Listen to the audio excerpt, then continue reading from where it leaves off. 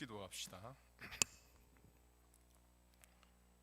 하나님, 험악한 이 세태 속에서도 우리 교회를 안보하시고 이 험악한 일들을 직접 당하지 않도록 지켜주신 것을 감사합니다. 성도의 가정에 은혜 베푸시어서 이런 모든 위기를 피할 수 있게 하시니 감사합니다. 바라고 비옵기는 능히 이기는 주의 자녀들 다 되게 해 주옵소서. 이 시간도 우리 교회를 붙드시고 오늘까지 강건하게 하시니 감사합니다. 하나님이 세우신 사자 목사님을 통해서 은혜 받게 하시고 아름다운 양무리들로 자라나게 하시니 감사합니다. 주의 모든 직분자들을 통해서 충성 봉사하게 하신 것도 감사합니다. 하나님, 앞으로 주님 오시는 그날까지 우리 교회가 강성한 교회, 주의 영광을 높이 드러내는 교회가 되게 인도하여 주옵소서.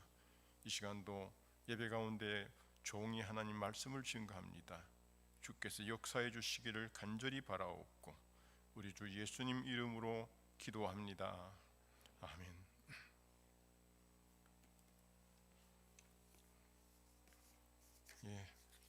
안녕하셨습니까? 반갑습니다. 세계가 온 재난 속에서 날들이 안녕치를 못하고 있습니다. 근데 여러분들은 어떻게 지나셨는지요? 하여간 이렇게 만나 뵙게 되니까 정말 하나님 앞에 감사를 드리고 우리 당회와 목사님께 감사를 드립니다. 저는 이 사태를 이렇게도, 여러분들도 그래 보시는 분 계시겠지만, 물량주의와 향락무화에 깊이 빠진 오늘 이 세계를 향한 하나님의 진노가 아니실까?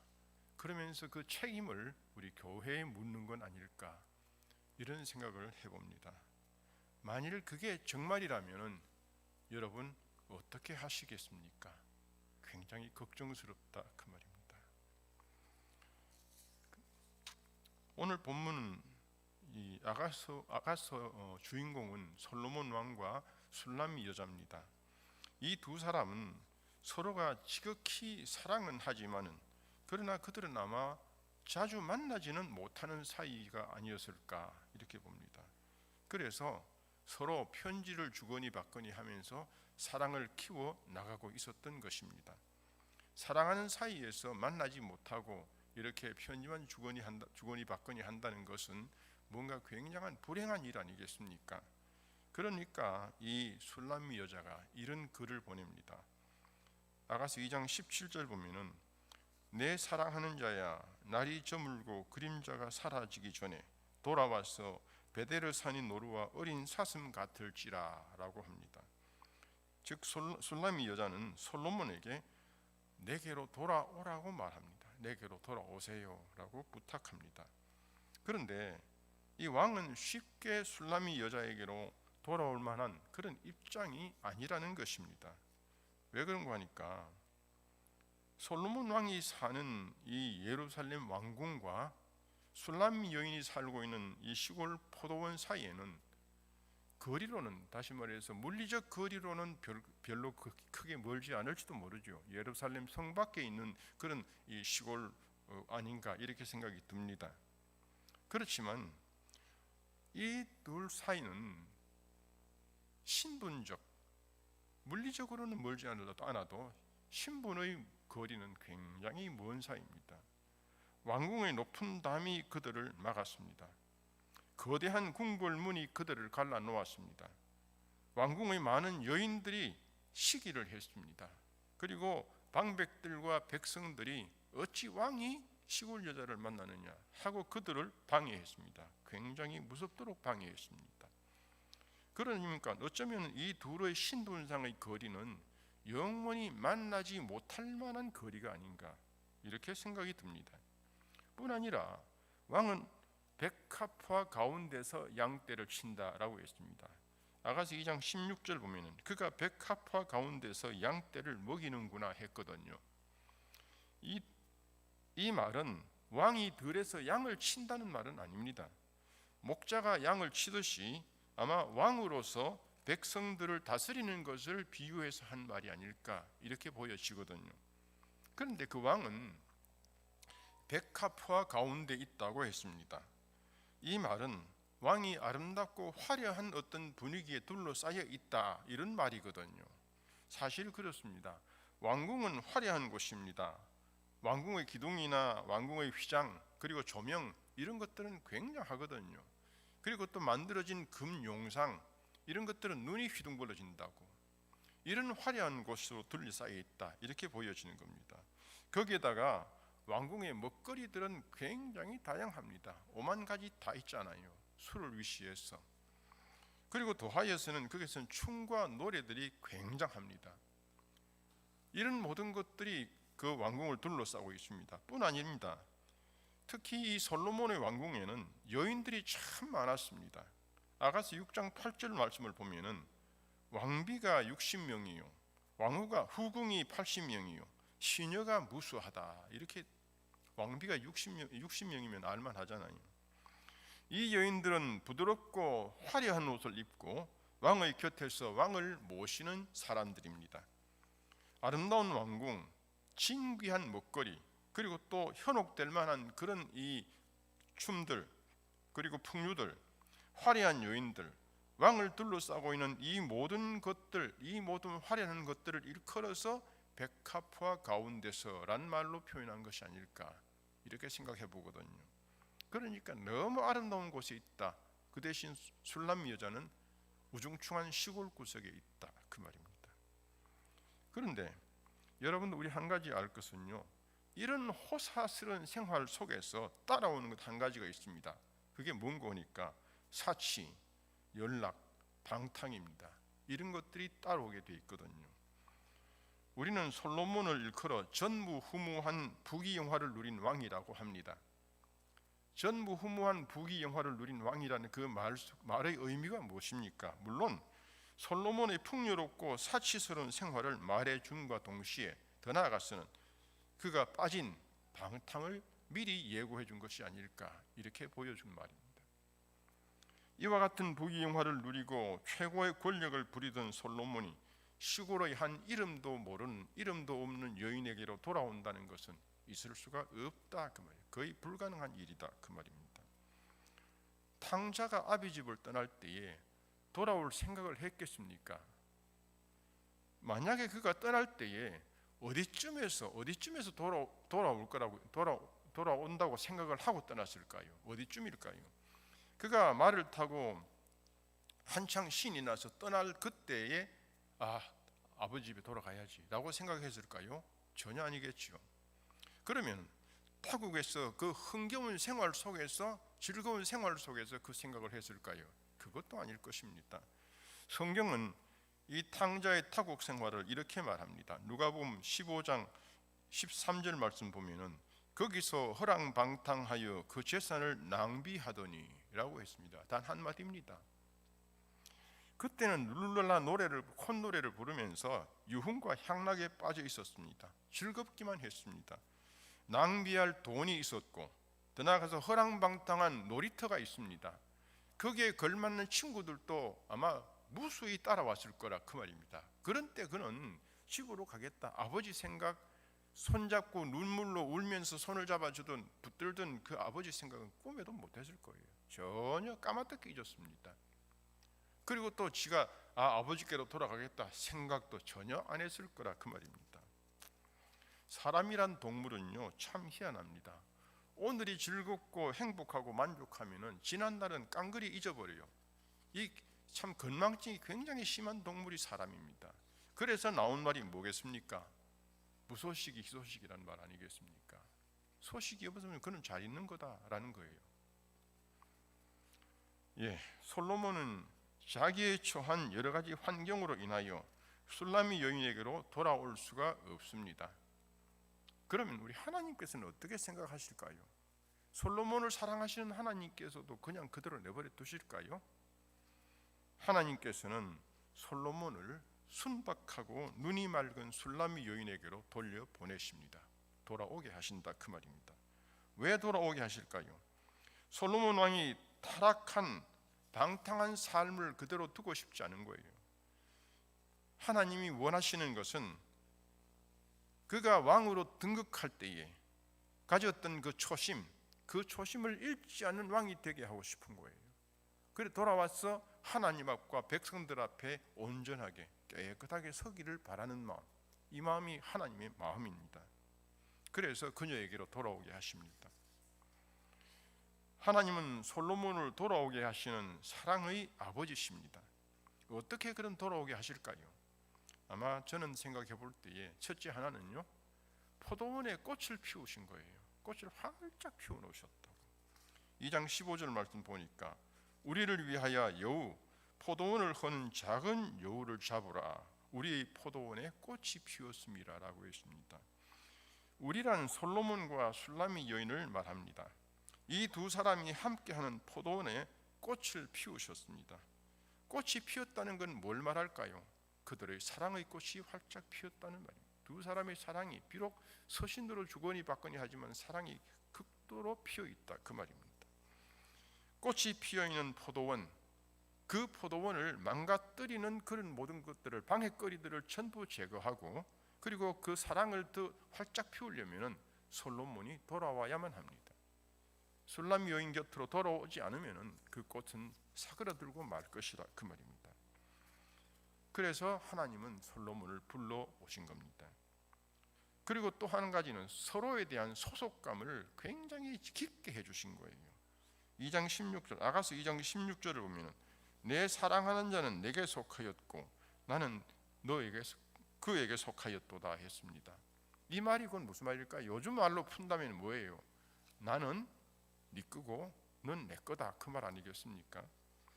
다시 말해서 이 말은 서로에 대한 소속감이 확실하다고. 넌 다른 데 갈 사람이 아니라 바로 내 거다 그 말이에요. 오늘 본문을 보면 돌아오라 그랬습니다. 엄격히 말하면 술람미 여인에게 오는 것이 돌아오는 걸까요? 아니면 왕궁으로 가는 것이 돌아오는 걸까요? 왕궁으로 가는 것이 돌아오는 걸 거라 그 말입니다. 그런데 술람미 여자는 뭐라 그럽니까? 내게로 돌아오는 거예요. 자기한테 오는 걸 돌아오라 그러거든요. 이건 뭘 말하는 걸까요? 소속감이라는 거예요. 닌 내게 속했지 않느냐? 비록 왕궁에서 자라고 왕궁에서 왕이 되어서 왕노릇하지만은 넌 내 거다 그 말이에요. 그건 내게로 와라 이게 돌아오는 거예요. 이런 확신이 그들을 헤어지게 못한다는 말입니다. 그리고 우리 또 한 가지 볼 수 있는 것은 날이 기울고 그림자가 가게 하시는 하나님의 뜻이 계신다고 합니다. 하나님께서는 날이 기울고 그림자가 가게 하십니다. 아가서 2장 17절, 날이 기울고 그림자가 가기 전에, 사라지기 전에 돌아왔어 그렇게 말합니다. 이 땅의 모든 존재에게는 종말이 있습니다. 끝이 있습니다. 우리 인생의 종말은 하나님이 정하신 절대 법칙입니다. 해가 져서 해가 기울면 시작한 곳으로 돌아오는 것이, 그것이 인간의 본연의 자세입니다. 아이들이 해가 지면 전부 집으로 다 가. 그건 본연의 자세예요. 본능이에요. 여러분들도 직장 끝나면 집으로 다 갑니다. 왜? 그게 본능이에요. 결과적으로는. 저도 어린 시절 기억이 참 많이 나는데 우리 고모님 댁에 한번 간다고 놀다 보면 정신이 놀아. 그러다 해가 져버려. 어느 사이에. 고모님이 나보다 한 살 많은데 사촌 형이 하나 있었거든요.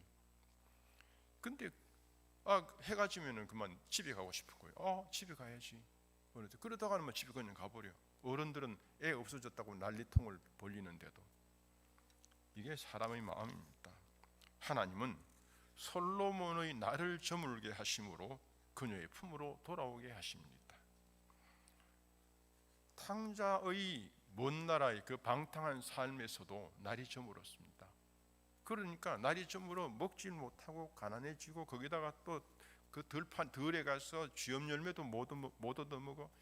이러니까 그런 시급한 저물어진 날, 그런 날이 그 앞에 딱 펼쳐지니까 그는 어떻게 합니까? 누가복음 15장 20절, 일어나 아버지께로 가니라. 아버지께로 가니라. 갈 곳이 없어. 아버지께밖에 없어. 돌아오게 되어 있는 것이 인생입니다. 하나님은 자녀가 호화로이 연락하고 사치하는 삶에 버려두지 않으십니다. 반드시 돌아오게 하십니다. 돌아와서 진정한 성도의 삶을, 진정한 자유인의 삶을 살게 해주고 싶으신 거예요. 이게 아버지 마음, 우리를 낳고 우리를 구원하신 아버지 마음이라. 여러분, 믿음은 돌아오는 거예요. 떠난 자를 돌아오게 하는 것은 믿음입니다. 믿음이 없는 사람은 돌아올 생각을 못합니다. 오히려 세속과 더 가까워지고 방탕과 친해지게 됩니다. 그러나 믿음이 있는 사람은 반드시 돌아옵니다. 그가 어떤 잘못을 저질러서 떠났을지라도 그 속에 쥐꼬리만한 믿음만 남아있으면 돌아오게 되어 있어요. 안 돌아올 수가 없어요. 반드시 돌아오게 되어 있습니다. 하나님은 돌아오게 하십니다. 사랑의 포도원에 꽃과 열매로 향기를 퍼뜨리시고 서로에 대한 소속감을 깊이 느끼게 하십니다. 그리고 나를 저물게 하십니다. 그래서 돌아오게 하신다고. 모든 인류는 돌아오게 되어 있습니다. 여러분, 인생에는요 품이 있습니다. 품이라니까 품위가 아니고 가슴이 있습니다. 물론 그렇게 꼽을 낯이 많겠지만은 저는 오늘 이 말씀을 위해서 두 가지만 꼽아봅니다. 한 가지 품은 여러분 가장 잘 아는 품이 있습니다. 누구의 품이에요? 두말하면 잔소리죠. 엄마의 품이에요. 엄마의 품이 정말 아름답고 귀하지 않습니까? 엄마의 품은 사랑과 본질이 사랑과 희생입니다. 세상이 욕하고 세상이 저주하는 사형수일지라도 가장 못난 사람일지라도 엄마는요 눈물로 토닥이면서 안아주는 품입니다. 이게 엄마의 품이에요. 세상 사람들은 다 내동댕이 치고 던져도 엄마는 안아주거든. 그게 엄마의 품이에요.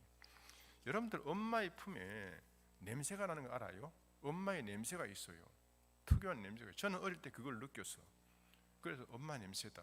근데 그 소리를 누가 하는 거니까 우리 손자놈이 하더라고. 또 엄마 냄새 난다고. 엄마 냄새 있다고. 그게 6살짜리가.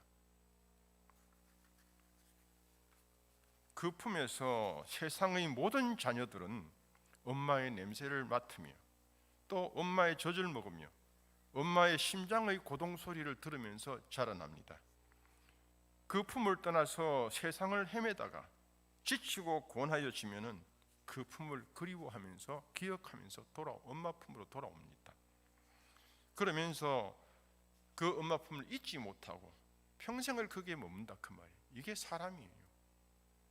내가 비록 할머니, 할아버지가 되었다 손치더라도 그 엄마의 품은 못 잊습니다. 그게 사람이에요. 저도 못 잊거든요. 또 하나의 품이 있습니다. 그것은 누구의 품일까요? 우리 예수님의 품입니다. 요한복음서는 사도 요한이 늙어서 나이 많아 기록한 책입니다. 그 늙은 대사도가 그의 책에서 예수님의 품을 2번씩이나 언급합니다. 요한복음 13장 23절 말씀을 보면은 예수의 제자 중 하나 곧 그가 사랑하시는 자가 예수의 품에 의지하여 누웠는지라 그랬습니다. 그 요한복음 21장 20절 보면은 베드로가 돌이켜 예수께서 사랑하시는 그 제자가 따르는 것을 보니 그는 만찬석에서 예수의 품에 의지하여 주님을 파는 자가 누구오니까 묻던 자더라라고 했습니다. 이 말씀은 이 요한복음 21장 이 말씀도 베드로가 한 말이 아닙니다. 요한이 베드로가 뒤를 돌아보면서 요한이 있는 걸 보고 딱 돌아서 말할 때에 요한이 기록하면서 이 요한은 누구냐 하면은 예수님 품에 의지하고 누웠던 자더라. 그렇게 기록하는 거예요. 이 말이 곧 뭡니까? 평생을 두고 숱한 박해와 고난 속에서 늙어간 이 사도 요한은 사도 요한에게 그에게 가장 큰 위로가 되는 것이 뭔가 바로 그날 그 식사 자리에서 안겼던 예수님의 품이었다는 겁니다. 그걸 그는 잊지 못한 거예요. 평생을 두고. 그러니까 그 위기의 순간에 그 베드로가 한 말 속에서도 그렇게 유출을 해 나가는 거예요. 그래 끌고 가는 거예요. 예수의 품을 의지했던 그는 잊지 못합니다. 그러면서 그는 그 품을 떠나질 못했고 결국에는 그는 그 품에서 인생을 마감합니다. 예수의 품의 본질은 사랑과 용서와 그리고 구원입니다. 어떤 흉악한 범죄자일지라도 머뭇거림 없이 주저함이 없이 돌아올 수 있는 품이 예수님 품입니다. 한톨 거절하지 않으시는 예수님 품. 그러면서 거기서 용서와 영혼의 구원을 얻을 수 있는 유일한 품입니다. 이것이 예수님 품입니다. 여러분 십자가에 갈린 두 강도 중 한 강도는 회개하고 돌아선 강도가 있잖아요. 그 강도는 아마 자기가 살아온 자기 인생이 잘못되었다는 것을 잘 알고 있었습니다. 그러나 십자가에서 죽어가고 있는 자신이 너무 불쌍한 거예요. 너무 가련한 거예요. 그래서 그 마지막 순간에 어떻게 해요? 예수님 품으로 돌아옵니다. 그는 이렇게 말합니다. 누가복음 23장 42절 보면은 예수여 당신의 나라에 임하실 때에 나를 기억하소서라고 합니다. 그때 예수님 대답, 누가복음 23장 43절 바로 대답입니다. 이르시되 내가 진실로 내게 이르노니 오늘 네가 나와 함께 낙원에 있으리라 라고 하십니다. 전 이 말씀을 읽으면서 이 말씀 준비하면서 이 말씀이 딱 부닥쳤을 때 가슴이 뭉클해지는 거예요. 강도는 마지막 순간에 예수님 품으로 돌아왔고 예수님은 독주를 거절하신 그 맑은 정신으로 그 강도를 품어주셨습니다. 여러분, 사람에게 힐링을 주는 그런 말들이 들어 많겠죠. 그런 말들 중에 어떤 말이 여러분 힐링을 준다라고 혹시 생각한 말이 있습니까? 저는 이 말이라고 생각들어요. 집에 가자. 우리 집에 가자. 깡패들이 싸웠습니다. 그래 한 놈이 때렸어. 한 방만 더 때리면 죽을 판이야. 그런데 이 때리던 강도의 연인이 찾아옵니다. 뒤에 뛰어와서 한 말이, 야 우리 집에 가자. 집에 가자. 이 말이 뭡니까? 한 방 더 때리면 그는 죽는 거라. 죽으면 너는 어떻게 해? 집에 못 가는 거예요. 감옥으로 가야 되는 거예요. 집에 가자. 여러분, 이 말이 사람의 가슴에 얼마나 크게 와닿는지요. 집에 갈 수 있다는 것, 그거 정말 행복한 일 아닙니까? 집으로 돌아가자는 이 말은 삶에 지친 인생에게 가장 큰 힐링의 소리가 아닐까 생각합니다. 이 힐링의 소리가 이 강도가 들었다는 거예요. 그게 무슨 말입니까? 본문 보니까 오늘 네가 나와 함께 낙원에 있으리라고 합니다. 이 말은 그건 뭐예요? 낙원 가자 그 말이거든. 네 낙원 가자. 지금 십자가에 달려서 피를 흘리고 지금 마지막 숨을 헐떡이고 있는 그에게 낙원 가자. 그것도 뭐라고 말합니까? 나와 함께. 나와 함께. 와, 이 소리에 가슴이 꽉 막힌다 그 말이. 나와 함께. 이 말이 뭐예요? 네가 지금까지 강도노릇 한다고 사람의 사랑 구실을 했냐? 못했지 않느냐? 그러니 지금 여기 구경 온 사람도 너는 다 욕할 거다. 한 사람 너는 구원받는다, 천국 간다, 낙원 간다. 누가 그렇게 믿겠냐? 아무도 믿을 사람 없다는 거예요. 그러나 예수님 말씀, 내가 나와 함께, 내가 네 손을 잡아주고 간다. 내가 보증이다 그 말이에요. 내가 보증이다. 네 낙원 가는 길에 내가 보증이 될 거니까. 이 소리거든요. 이러니까 얼마나 큰 감동이에요, 여러분. 바로 이게 우리 예수님의 품입니다. 나와 함께 낙원에 가자, 집에 가자. 이 품에서 살인 강도도 용서를 받고 구원을 얻게 되는 것입니다. 힐링은 예수님 품으로 돌아오는 거예요. 예수님 품으로 돌아오는 그것보다 더 큰 힐링이 없습니다. 우리가 교회 생활을 하다 보면은 본의 아니게 상처를 주기도 하고 상처를 받기도 합니다. 그래서 교회의 화평도 깨어질 수 있고 성도 간의 화목이 망가질 수 있습니다. 이럴 때 여러분 어떻게 해야 할까요? 그만 교회를 떠나고 헤어지면 되는 겁니까? 그래서 안 보고 또 그 사건 자체를 잊어버리면 그런 모든 문제가 해결되는 거예요? 한 톨도 해결된 거 없습니다. 그럴 경우는요. 왜냐하면은 하나님의 책에는 그 내용이 상세하게 하나하나 기록이 있을 거니까요. 그러니까 사라진 게 아닙니다. 그럼 우리는 어떻게 해야 합니까? 예수님께서는 이렇게 말씀하셨습니다. 마태복음 5장 27절, 너를 고발하는 자와 함께 길에 있을 때에 급히 사화하라 그랬죠. 사화하라. 사화는 두 사람이 다투었을 때 화해하는 것을 말합니다. 누가 사화를 해야 할까요? 잘못을 한 사람이 사화를 할까요? 아니면은 마음 착한 사람이 할까요? 아니면 누가 사화를 해야 할까요? 그런데 한 가지 우리 결론적으로 알 것은요, 사화는 아무나 하는 것이 아니에요. 아무나 하는 것이 아니에요. 제가 아들이 한 놈 있지요. 여러분 아시지만 아들이 한 놈 있는데 그 놈이 결혼하기 전에는 이게 어쩌다가 잘못을 저질러면요, 제가 야단을 쳐서요, 야단치기도 하고 정 안 되면 그만 막 회초리를 종아리도 때리고 그랬었는데, 이게 결혼을 딱 했어. 결혼하고 나니까요, 내가 뭐 잘못이 있어 한마디 하고 싶어도 아들이 보이는 게 아니라 누가 보여요? 그 옆에 며느리가 보이는 거라. 눈 동그랗게 뜨고, 아버님, 이 사람은 아버님 아들이 아니고 내 남편이에요. 그러고 선 거예요. 며느리가 딱 보이니까 큰 소리를 못 치겠더라고요. 지금은요, 우리 가정에서 우리 식구가 6인데 전부 통합해서 우리 며느리가 제일 무서워. 우리 집사람보다 더 무서워. 하여간 이 며느리가 옆에 보이니까 손을 못 쓰겠어요, 제가. 그래서 맞다, 네 남편이다, 데려가라. 그렇다고 뭐 내 남편이라고 말을 하고 큰 소리 친 건 아니지만요, 그렇습니다. 믿음이 없는 사람은 그 사람만 보이는 거예요. 그 사람만 보여. 그렇기 때문에 어떤 일이 벌어집니까? 다툼을 만들고 또 그리고 화평을 깹니다. 그 사람만 보이니까. 그 옆에 하나님, 그 옆에 예수님이 안 보여요.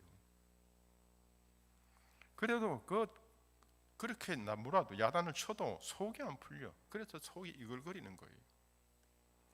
그러나 믿음으로 예수의 품으로 돌아온 사람은 그 사람 옆에 서 계시는 예수님이 보이는 거예요. 하나님 보인다고. 예수님 품에 안겨서 돌아보면은 품에 안긴 예수님, 그 친구를 안고 있는 예수님 보인다, 그 말이에요. 그러니까 어떻게 다툴 수가 있고 어떻게 사과를 안 할 수가 있는가, 그 말이에요. 반드시 사과를 하게 되죠. 예수님 죄송합니다, 먼저 나오지 않겠는가, 그 말이에요. 저도 그랬거든요. 제 동생한테 야단을 쳤다가 내 재수씨가 옆에 있길래 재수씨 죄송합니다, 먼저 그런다고요.